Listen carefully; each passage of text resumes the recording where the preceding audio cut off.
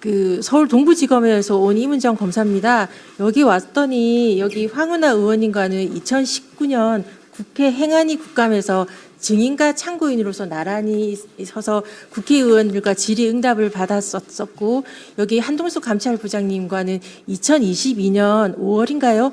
그 한동훈 전 법무부 장관 후보 인사청문회에서 증인으로 채택되어서 역시 말을 했었던 사이인데, 우리 셋 모두 압수수색 당했고 피고인과 피의자로서 열심히 수사와 재판을 받으면서 했고 무죄인 확정이 되었고, 저희 같은 경우는 아직 피의자로서 지금 4년째 된 상태라서 뭐 그렇습니다만, 살아남아서 이렇게 말할 수 있다는 것 자체도 어찌 보면 그 광화문에서 키세스 투쟁을 하셨던 많은 응원봉의 시민들 덕분인 것 같아서 너무 감사한 마음입니다. 그래서 그 감사의 말씀을 먼저 드리고, 또한 제가 현재 또 검사장으로서 이 자리에 온다는 것 자체가, 검찰개혁 관련돼서 말씀드린 것 자체가 저희 동부지검에 있는 동료들, 수사관님들이나 검사들이나 다른 청에 있는 동료들한테도 또한 가슴에 생채기를 남기는 말일 수밖에 없어서, 저가 이렇게 나오는 것에 대해서 박은정 의원님께서도 고민하시면서 저한테 그 초청을 하셨던 거였고, 저도 많이 고민하면서 올 수밖에 없었던 것은 최근에 정성호 장관님의 그런 것 관련해서 많은 분들이 우려하고 있는데요. 저는 그 우려가 정성호 장관님 발언 이전부터 오광수 민정수석, 봉욱 현 민정수석 등이 있을 때부터 이미 감지될 수밖에 없었던 것이라서, 정성호 장관님의 말씀은 그때 그 인사와 관련된 결과일 뿐이지 원인일 수는 없어서 그런 마음으로 왔습니다.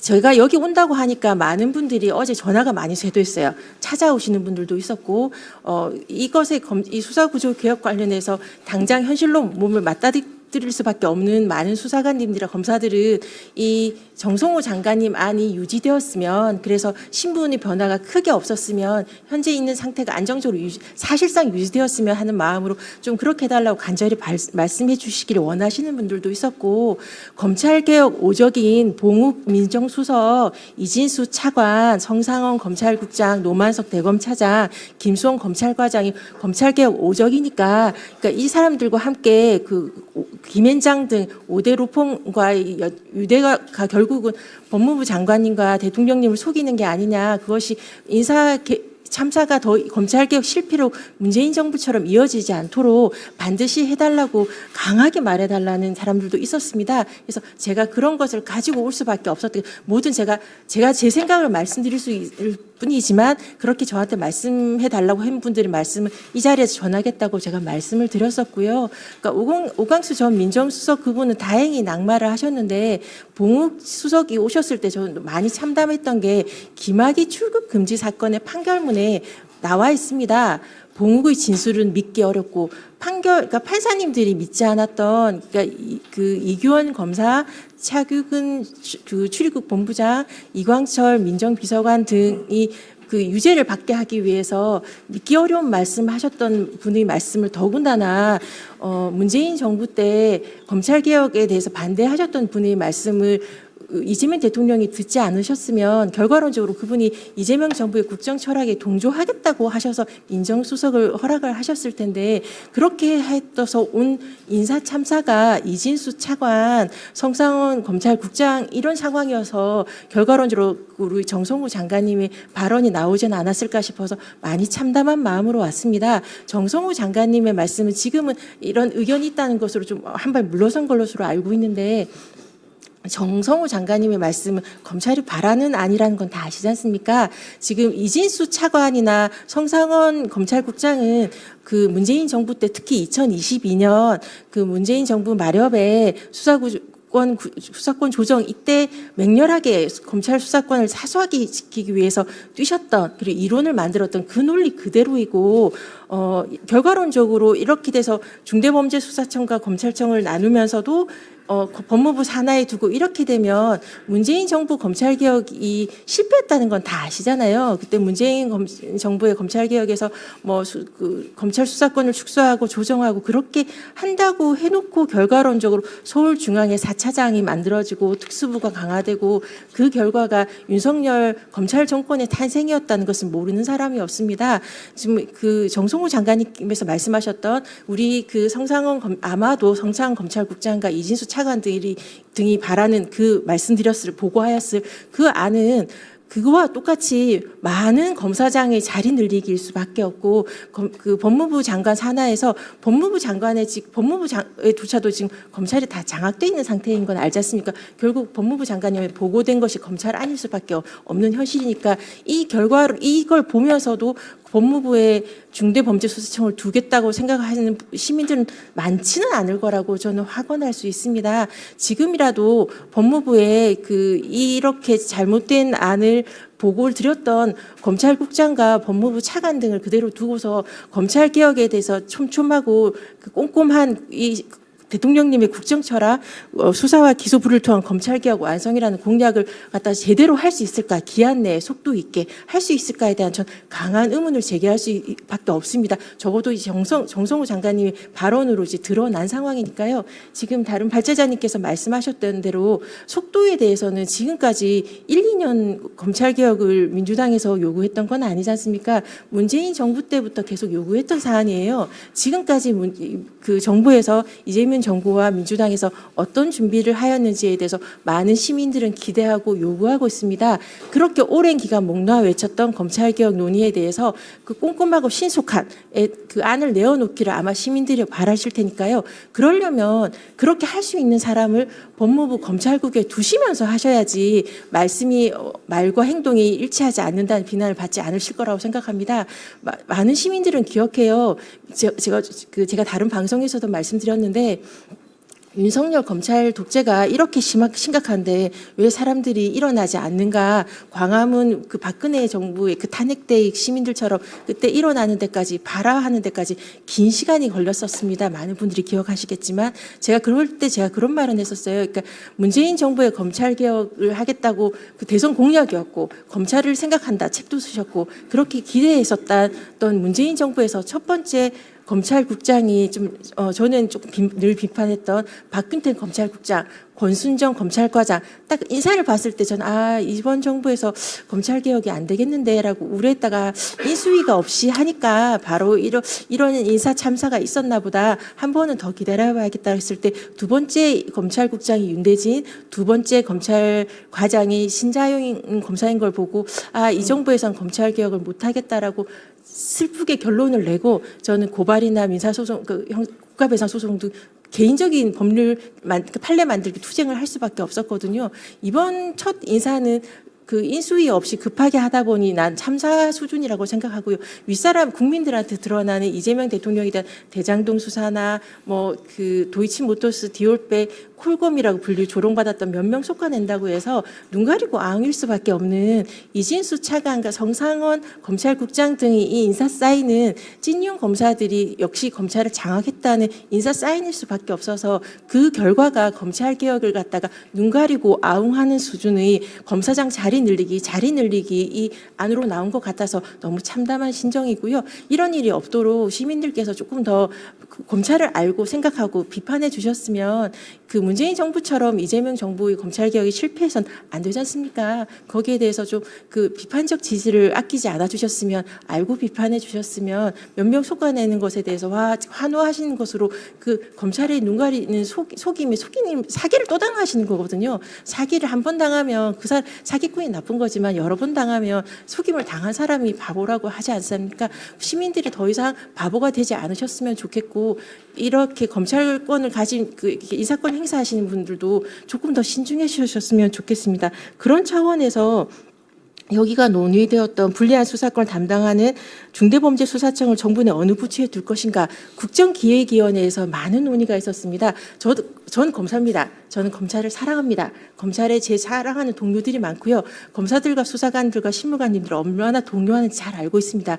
그런 차원에서 제가 너무 안쓰럽고 속상한 마음에 처음 국정기획위원회 가서 그래도 우수한 수사 인력이 중대범죄수사청에 가야지만 수사력이 그대로 보존될 텐데 조금 더 가는 것에 대해서 칸막이가 좀 덜 해줘야지만 좀 우수한 인력이 가기 유리하지 않겠냐. 그러므로 중대범죄수사청이 법무부에 가야지 그대로 있어야지만 우수한 인력이 갈 것 같다라고 제가 조심스럽게 거듭 말씀, 저는 검찰이니까요. 저 검찰 사랑하고 동료들이 고통받고 고민하는 걸 많이 보거든요. 쓴소리도 많이 하지만 그런 사람들의 마음도 제가 이해하는 부분은 있습니다. 그래서 제가 그런 말을 했더니 그런 칸막이가 없으면, 그러니까 그렇게 칸막이가 없으면 그렇게 검사들이 지금 뭐가 달라지냐는 말에 할 말이 없었어요. 그러니까 그것을 그렇게 하려면 검찰의 인적 청산, 인사가 제대로 확실하게 속간해져서 아니 이 검찰이 제대로 검사들이 괜찮으면 이런 구조개혁 할 필요도 없거든요. 그러니까 근데 인적 청산이 전혀 안 되는 상황에서 중대범죄수사청을 법무부에 두면 역시 이제 법무부 장관도 그게 그대로 포획할 수 있는 우리 우수하고 유능한 검사들인데 제대로 칸막이가 쳐진다고 할 수 있겠습니까?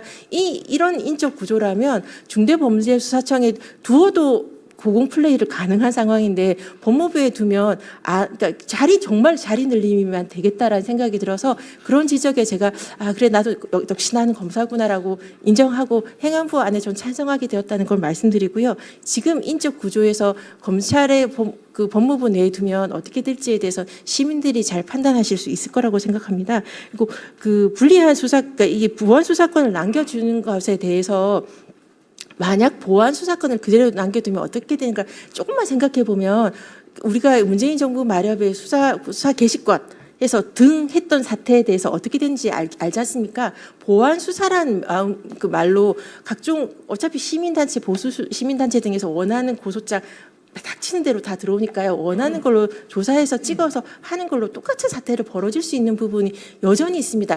인적 청산은 지금 전혀 안 되고 있는 걸 보고 있으니까요. 이런 상황에서 그러니까 검찰청의 이 공소청을 바뀐다고 하더라도 이 인력 구조를 사실상 거의 그대로 놔두고 수사를 갖다가 사실상 뭐든지 할 수 있는 그렇게 되면 결국 남용할 수 있는 여지를 그대로 두는 수사 인력을 놔두는 것이 가능한가? 이것이 그 이재명 정부에서 목 놓아 외쳤던 검찰개혁인가 시민들이 원했던 검찰개혁인가 이것에 대해서 조금 심각한 문제가 있다고 저는 생각을 해서 결과론적으로 구속사건 이런 때 그러니까 당사자들이 이야기라도 한번 해보고 싶다고 하는데 그 이야기도 못 들을 수 없어요 하는 것 자체는 좀 문제가 저는 있지 않나 싶어서 진술 청취나 뭐 면담 정도는 몰라도 보안 수사라는 말로 수사권을 놔두게 된다면 검찰청이 공소청이란 말로 간판가리만 하고 그대로 수사권을 사실상 보존할 수 있고 그것이 등 처리로 인하여 검찰이 어떻게 했는가를 보신 분들한테는 그 트라우마를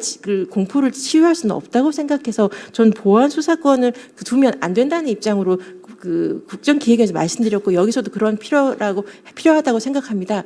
검찰 개혁을 실제 하실 생각이 있으십니까? 정성호 장관님과 정부에게 국민들은 묻습니다. 그 눈 가리고 아웅식에 그 하는 척하는 것 말고 실질적인 수사 구조 개혁, 수사와 기소를 분리한 검찰 개혁 완성 그것이 대통령께서 공약하셨던 사항이고 그것을 이행하는 것이 공무원의 자세라고 생각합니다. 그런 자세를 취하지 않으신 분은 법무부의 간부로 남아서는 안 되고요. 만약 하겠다고 해놓고 왔는데 제대로 안 한다면 인사권을 행사하셔서 실제 그 검찰 개혁을 완성할 사람으로 채워 주십사라는 것을 실무에 있던 윤석열 총장 시절 그리고 윤석열 정부에서 고통받았던 시민이자 공무원으로서 건의드리지 않을 수 없습니다. 마치겠습니다. 자, 그러면 지금부터 잠시만 주목해 주시기 바랍니다. 제가 구독자분들을 위해서 선물 하나를 준비했는데요. 제가 항상 여러분들께 드리는 말씀이 있습니다. 뉴스만 평소에 잘 챙겨보셔도 돈이 되고 돈을 벌 수 있다라고 말씀을 드렸는데요.